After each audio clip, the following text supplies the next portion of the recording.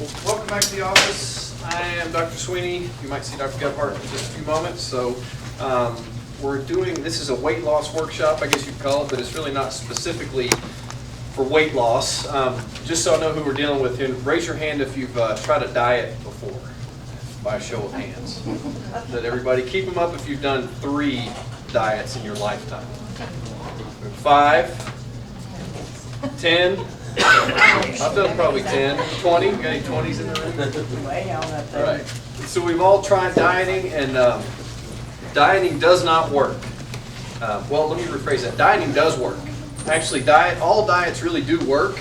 It's just a matter of what your goals are and what you're trying to achieve. So I can do the 1 Twinkie a day diet and probably lose all the weight I ever want to lose, but are we getting healthier? And that's really the key with this, is it's not dieting, it's really healthy eating, healthy living. I think you know that being here, that this is not going to be some fad, quick fix diet. The beautiful thing about the nutrition plan that we teach, though, is that you get very, very quick results in a very short period of time. So in a way, it may be the quickest diet you've ever done. By the way, too, what's the first 3 letters of the word diet? Right? So that kind of sums it up.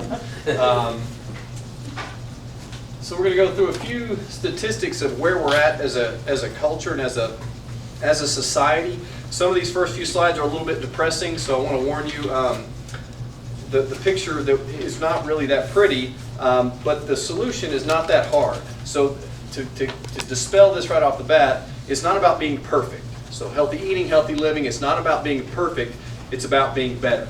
So it's not about being perfect, it's about what? Being better. So that's the key with this. I want you to remember that. So the sad reality, you want to know what SAD stands for? Usually 1 or 2 people know this one. Standard American Diet. The sad reality is we're all overweight as a country. We have 60 million overweight or big Americans. That's 65% of our adults are overweight, and about 30% are obese. In the next 15 years, they're expecting about 65% of our population to be obese. And in the next 100 years, which seems way off, 100% of our population is estimated to be obese. So we're actually moving in the wrong direction. Heart disease deaths happen about every 34 seconds. We get a cancer death. About 1,500 people die each day, and about 3,500 people are diagnosed every day. Right now, 1 out of 2 women will develop or have cancer at some point in their life. I don't know if anybody's heard that statistic. And it's pretty close to 1 out of 2 men. Men aren't really faring that much better. So it's really just about every one of us. So it's not a matter of if it's going to happen to us. It's a matter of it's already happening. What are we going to do to stop it or turn it around? Percentage of people, we blow every other country out of the water when it comes to obesity. We're running about 30%. Our next closest competitor, which is Mexico, is 24%. I would imagine they're a close second because they're connected to us. So our influence is beginning to spread, and we're seeing it all over the nation, all over the world. We're dead last in terms of health. Out of the top 37 industrialized nations, we rank number 37th. Where do you think Tennessee is on the list of the 50 states? 48. 48 or 49, just about every year. 47, 48, 49. It's Tennessee, Mississippi, Louisiana, and Alabama.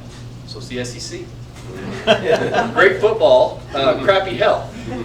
So to put that in perspective, we're in about the 2nd sickest state in the sickest country in the industrialized world on the planet. So we're the sickest place on planet Earth where we live. And it does not have to be that way. Our healthcare system gets an F. We actually have the highest infant mortality rate. We rank 26 in infant mortality. Those are babies that do not make their first birthday. You can judge the health of a nation by their infant mortality rates. If your babies are healthy, then generally your population's healthy, and that is a sad reflection of our culture. You've got a better chance in the Dominican Republic of having a baby that makes their first birthday than you do in the United States. And we're last at age 60. We're last for years of potential life lost. We're second in healthy longevity, which is the number of years you get to live without a disease.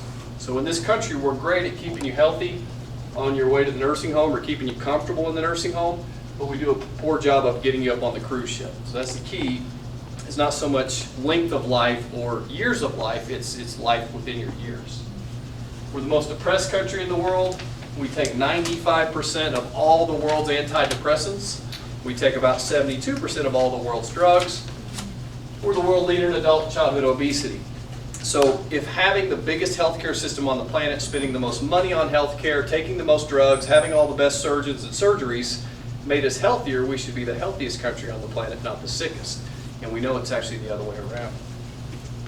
So it's not baby fat. 20% of our 4-year-olds are now obese. Adolescent obesity has tripled over the last 20 years. We're seeing now that if they are overweight, then they have a 70% greater chance of becoming overweight or obese adults. So it's one thing when it affects our kid or our adults, but when it's affecting our kids, it's a totally different animal.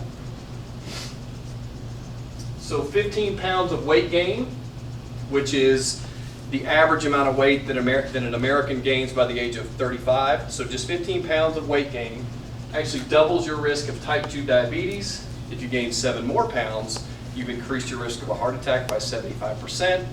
And obesity doubles your risk of heart failure, and it triples your rate of cancer in women. And again, 1 out of 2 women nowadays will have cancer at some point in their life. The key with this and what we know now, it's not our genetics. We always blame our genes and our genetics for making us so sick. Our genes are responsible for ill health only 5% of the time. So all the research and science shows us that only 5% of the time when someone has cancer or heart disease or diabetes or arthritis or Alzheimer's, only 5% of the time is it due to our genes. The other 95% is due to our lifestyles. So these are lifestyle diseases. They're actually calling these diseases for dummies, not to be mean, but we're doing it to ourselves. So the beautiful thing is if you can lifestyle your way into the problem, you can lifestyle your way out of that problem. Hey, Dr. Gebhardt, will you run that video? Yes. Thanks. So he's going to run a real quick.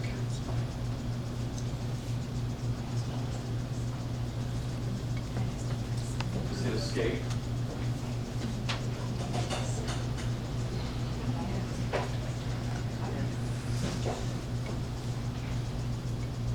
All right, I guess my name is Corwin.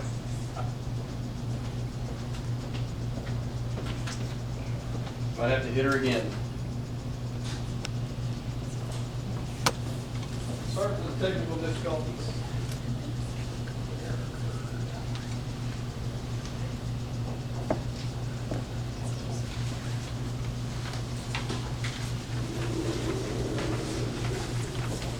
All right, I guess my name is Corwin. I came in to see Dr. Sweeney just as he was rolling out to maximize living seminars. I'd seen him before a couple of years ago, but my neck was bothering me and I was way overweight, wasn't feeling good at all. So I came to the seminar with my wife. We picked up the book, Cruise Ship or Nursing Home, and I read that. And you know, it's surprising after 32 years in the restaurant business, serving all kinds of food and knowing all about food and how to make it good, I didn't know the first thing about nutrition. I'm diabetic, I have a heart problem, and like I said, way overweight. Since I implemented probably only about 40% of the plan, starting with the easy things first, I've lost 65 pounds.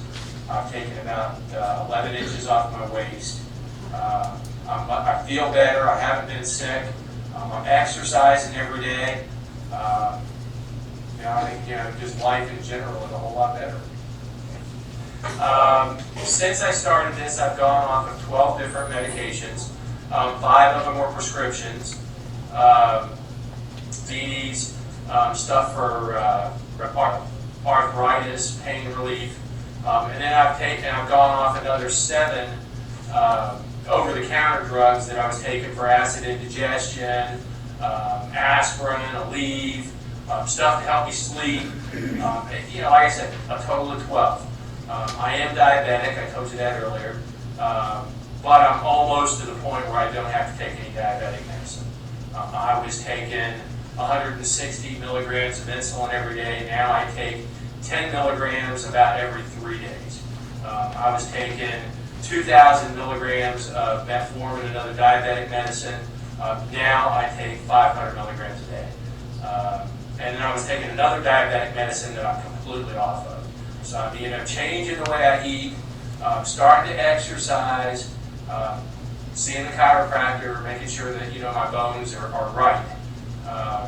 it's all working. I mean, I just can't tell you, how happy I am, how happy my wife is, and I feel a whole lot better. Absolutely, life has gotten 100% better.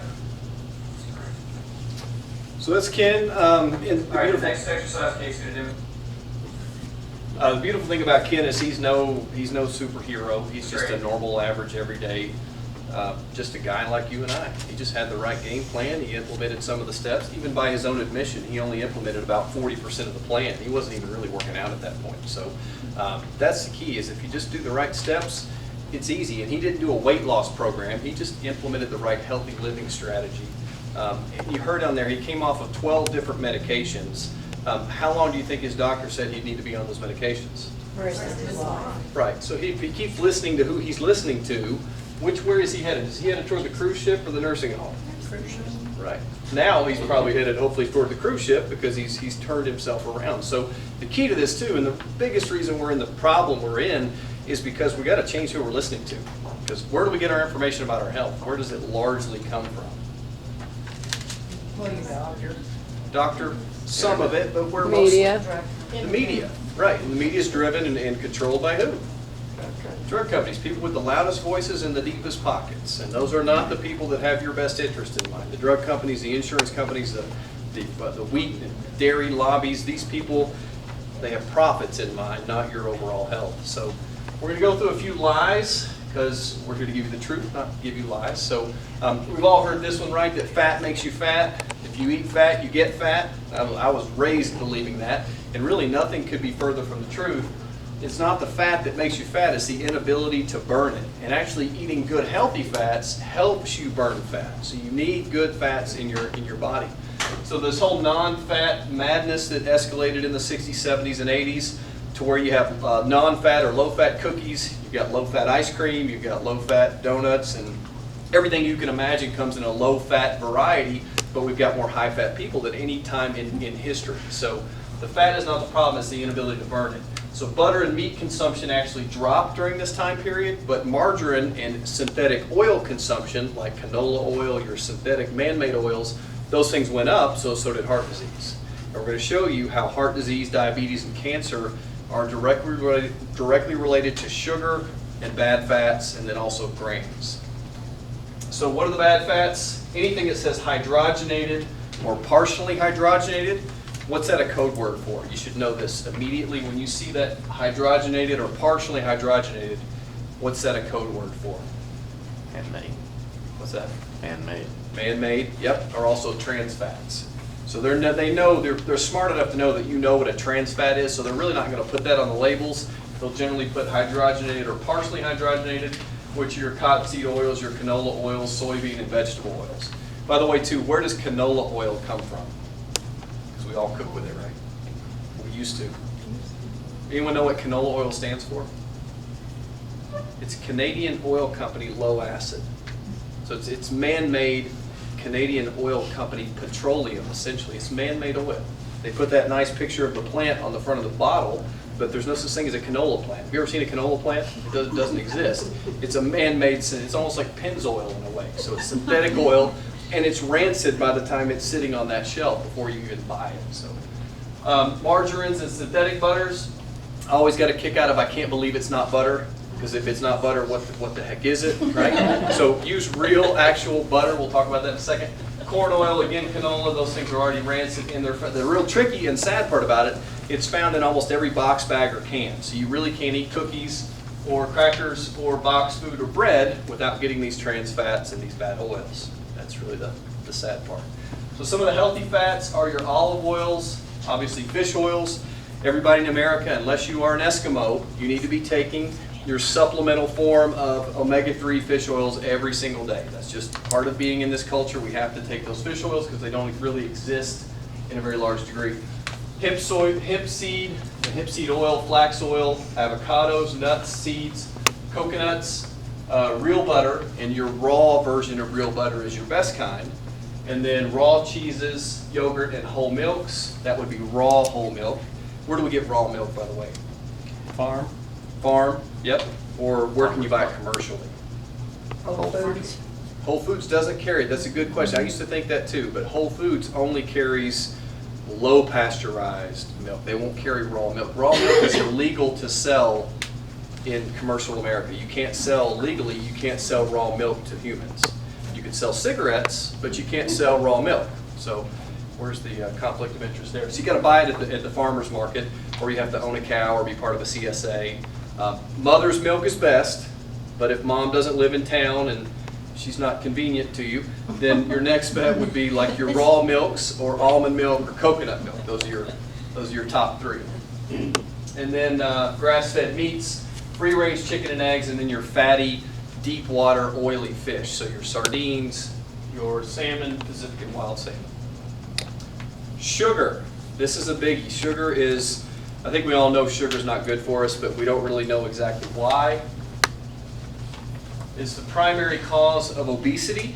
So there is yet to be, I've yet to see someone who has an issue with obesity that has completely eliminated sugar from their diet. They go hand in hand, they're part and parcel. It causes acidity in the body. We'll talk about how acidity and inflammation are actually connected. It causes inflammation, what diseases are linked to inflammation, do we know? Arthritis, anything with an itis. Anything that clogs your arteries, so atherosclerosis, cancer. And any disease really that we need to worry about or be concerned about is linked to, in part or all, to inflammation. If you don't have inflammation, you don't get those diseases. It's really that simple. It's the primary reason for high cholesterol. I used to think eating fatty foods caused high cholesterol, and nothing could be further from the truth. High cholesterol is caused by inflammation. This is probably important to talk about because we all know people that are on statin drugs or cholesterol-lowering drugs, right? So the goal of those drugs are to reduce your overall cholesterol levels. But the reason you have that high cholesterol in the first place is not because of fats or fatty foods. It's because the arterial wall is being damaged. So the inside of your artery wall should be smooth, almost like this drywall. So when you have too much sugar, too much grains, too much inflammation, it actually scars that arterial wall. So it's similar to taking a hammer and taking a chunk out of that arterial wall. What do you think your body patches up that scar with? Is that cholesterol? It's the plaster that covers up and patches that hole. But your body kind of overdoes it sometimes and uses too much. So it's the body's attempt to protect itself from what you're doing to it. So cholesterol is not bad. It's when the cholesterol oxidizes is what causes the problem. And here's the thing about statin drugs, because I'm not here to tell you which drugs to take and which drugs not to take. But statin drugs, unless you've had a heart attack, no one in this room should be on a statin drug. Because over the long term, and this is according to New England Journal of Medicine and University of Minnesota, they found that there is no benefit in women, there's no benefit in seniors, and the only benefit is people between the age of 35 and 45 that have already had a heart attack. And they get about a 2 to 3% reduction in overall heart attacks. So those drugs don't even work, yet they're the biggest, greatest selling drugs on planet Earth. $33 billion a year they make off those medications. And they've actually shown that those drugs cause muscle wasting. What's your heart made out of? Muscle. Right, so it's destroying your heart muscle. You're helping it to reduce heart attacks and strokes, but yet it's destroying your heart muscle. And more people have heart attacks with low cholesterol than high cholesterol. And if you have a heart attack, your chance of surviving is better if you have higher cholesterol than lower cholesterol. Your mortality is lower if you have higher cholesterol. So we know that cholesterol is actually protective in some way. So that's the one and only drug I'll tell you. If you're taking it, stop today or tomorrow. Sugar causes hormonal and metabolic imbalances. They now know that 100% of women in this country have hormonal problems. They have hormonal imbalances. You can assume that men are not very far off. We're probably exactly in the same boat. So it's not 90% or 80%, it's 100% of us now have hormone issues. Some of the guys are grinning that we're not any better. So. You're on your fast track to diabetes if you eat a lot of sugar. It's a known toxin. It's actually high fructose corn syrup is our #1 source of mercury. So if you don't like mercury, which no one should, then you want to avoid high fructose corn syrup at all costs because that is your highest exposure level to mercury comes from that substance. Have you seen those commercials nowadays? It's corn sugar is no different than high fructose. It's all the same thing. It's such damage control and it's such garbage. It's just almost maddening to see those commercials. Sugar leads to heart disease because it causes inflammation. It causes heart disease, cancer, diabetes. It's an anti-nutrient. Not only does it not provide any real nutrition, it actually takes nutrition away from your body, so it's a net negative in that respect. And what was the last thing? It promotes cancer. Your cells, a normal healthy cell has 2 receptor sites for a sugar molecule. 2 molecules of sugar can attach to a healthy cell. A cancer cell has 8. So if you want cancer, eat tons of sugar. Anyone ever been with a family member or close loved one in their later stages of cancer, kind of at their end days? What's the only thing they want to eat? Sweets, sugar, simple carbohydrates, because they're craving the cancer is really literally feeding off of that sugar. Anyone ever know what a PET scan is? A PET scan is a scan they use to detect cancer. They inject you with sugar. They radioactively tag a glucose molecule. They inject you with sugar, and they scan you 72 minutes later to find out where all the sugar is collecting. So that's how they find the tumor, is by putting sugar into your body. So here's some healthy animal products. And when we talk about animal products, they're not all bad. It is determined by the health of the animal. So the bottom line with this is, if that animal was healthy before it became your dinner, then it's a good healthy dinner. If that was a sick animal before it made it to your plate, it's an unhealthy dinner. And that's the distinction. The problem is, because grass-fed beef is actually really good for you, whether you go to J. Alexander's to get a steak, or the Outback, or McDonald's, you ain't getting grass-fed beef, I can assure you. You're getting the same truck is pulling into McDonald's, is pulling into Outback, and all these great J. Alexander's, great restaurants. So you have to go find that out on your own. Whole Foods does have a good source of good grass-fed beef. A local CSA, farmer's market, that's the best source. And we also have a company called Beyond Organic that we work with, which will ship it to your home. So if you want information, ask Casey. Free-range chicken. Again, it's a totally different animal. If that chicken is cooped up in a cage and never gets sunshine and is pumped full of hormones and antibiotics, that egg's not healthy. That chicken's not healthy. If that chicken is out roaming and getting sunshine and not pumped full of chemicals, then it's actually a very healthy meal for you. So it's a totally different omega-3 profile, which we'll talk about tonight. Some of them say free range and some of them say cage free. Cage free. Is it the same thing? It's a stair step. So free range is your best. Cage free is a little better. They just don't keep them in cages. They still don't have a lot of access to outdoors, and they're probably fed grains. The more free range, more organic, the better. And it is worth the money. Because if you spend extra money on food but it makes you healthier, is that an investment or an expense? Investment. Right. If you put money in your bank account, if you spend money in your life to make your bank account bigger, it's an investment, not an expense. So healthy eating is not an expense, it's actually an investment because it makes us healthier long term. Wild caught fish, those are kind of tough to come by these days. The farmed salmon is the one you want to avoid the most. So if you get farm raised salmon, the reason you want to avoid those is because they will conveniently place the chicken coop over top of the farm raised salmon ponds, so that the salmon are eating the poop of the chickens that live above them.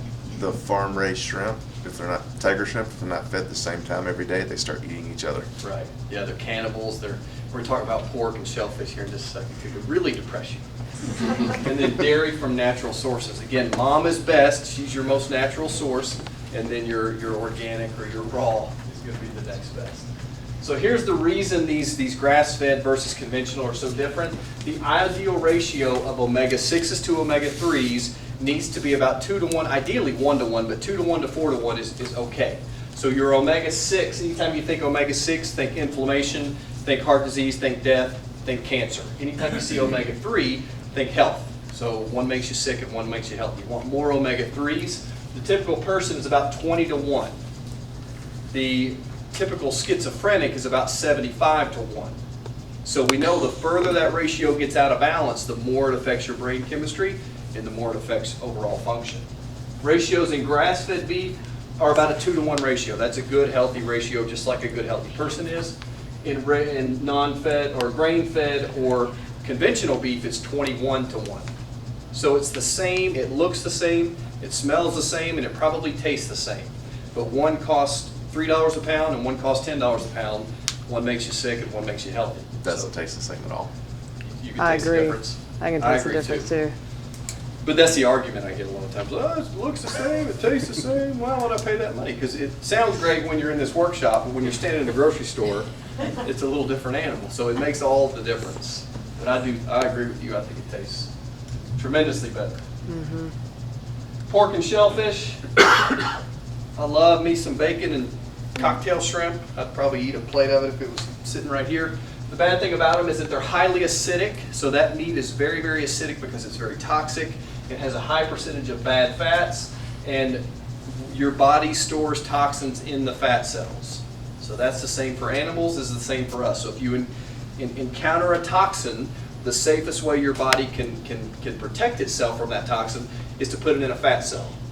So that, when we talk about weight loss and weight loss resistance, the reason a lot of people get stuck, they hit a plateau, they can lose 10 pounds, but they just sort of get stuck, is because they're toxic. And your body's not going to get rid of that fat until you get rid of those toxins. That's just how the body works. So the key is to detox. We'll talk a little bit about that in just a second. So bioaccumulation, won't go into this too much, but the higher the food is on the food chain, the more toxic it tends to be, because it takes more toxins to make more of itself. For instance, an herbivore, which are things that eat grass, has to eat 10 grams of living plants to make 1 gram of itself. Carnivore, on the other hand, will accumulate 10 times that because they have to eat so much more. So when you eat a non-organic tomato, you're just eating that one generation, whatever was sprayed on that tomato.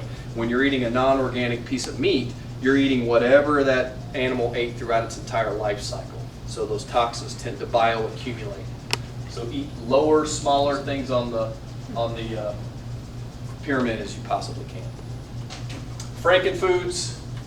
This I've discussed a lot of people, that we have 3,000 additives, preservatives, and colorings that are allowed to be in our foods, and less than 10% of those have been tested to see if they cause cancer. So they're letting, Big Brother's letting those things in your food, but they're not testing them to see how they affect you. And they all have synergistic effects. It's not just one toxin that's a concern. When you add multiple toxins together, they have synergistic effects. So 1 + 1 = 100, not 1 + 1 = 2. They're not testing these things. They're saying they're perfectly fine for you to consume, but they're not testing them to make sure that's okay. And the average person eats about 150 pounds of toxins every year, or additives every year. 150 pounds, not ounces. It's an astonishing number.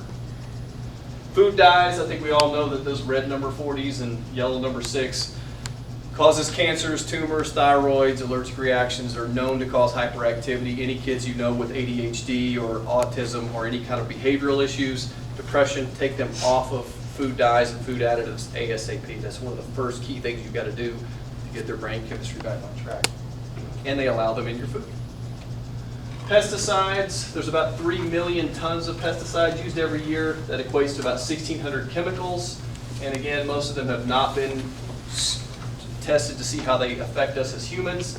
And their exposure is linked to nervous system disorders, immune system depression, childhood cancers. It disgusts me to see all these childhood cancers that are literally exploding. We're seeing just an onslaught of childhood mental disorders, ADHD, autism, childhood cancers, and no one's asking why. We're just blindly blaming our genetics and not asking what the real cause of these problems are. Because genetic change, if you don't know anything about genetics, genetic change takes hundreds, if not thousands of years. Our genes haven't changed but about 0.2% over the last 400 years. So it's not our genes, it's what we're doing in our bodies. Breast cancer, diabetes, reproductive damage, hormone problems, asthma, ADHD, and autism. Anyone know what the autism rate was about 20 years ago? It's about 1 in 10,000 kids. What do you think it is today? It's what, 1 in 80? Yep, 1 in 80. It used to be about 1 in 110. It's now been downgraded to about 1 in 88, and it's about 1 in 35 boys. So it went from 1 in 10,000 to 1 in 35. Where's the epidemic? So toxins in our world, the key is you want to detox more than you retox. So you gotta, if you think of yourself as just a big bucket full of toxins, you want to make sure you're getting things out of the bucket, but you got to quit putting things into the bucket as well. So that's the key. And the beautiful thing about your body is it's a wonderful, God-made, perfect detoxifier. Your body's great at detoxifying itself. We just have to give it enough of we just got to get ahead of the curve a little bit. And then toxicity is the leading cause, like we said, of weight loss resistance. And the best way is with grass-fed beef, healthy ratio omega-6 and 3, organic, pesticide-free diet, and then also lots of water. Water is your body's natural detoxifier. It helps to flush things out of the body, helps to get it into the bowel and the bladder so you can get it out of the body. So we got to talk about exercise. There's two types of exercise. You can exercise one way that makes you heavier or makes you gain weight, and there's another type of exercise that helps you lose weight. So I would assume we all want to learn how to exercise in a way that helps us lose weight. The problem with this way is it's the way we've all been taught. It's our classic aerobics, where you get on a machine or you do a class or you do some sort of a movement where you get your heart rate up and you keep that there for 45 minutes to an hour, right? That's how we've always been taught to exercise. That's our classic aerobics, which are long duration but lower intensity, so they're sustained over time. The pros, because there are some benefits to that type of exercise, I'm not going to trash it all across the board because it does have benefits. It's definitely better than being a couch potato.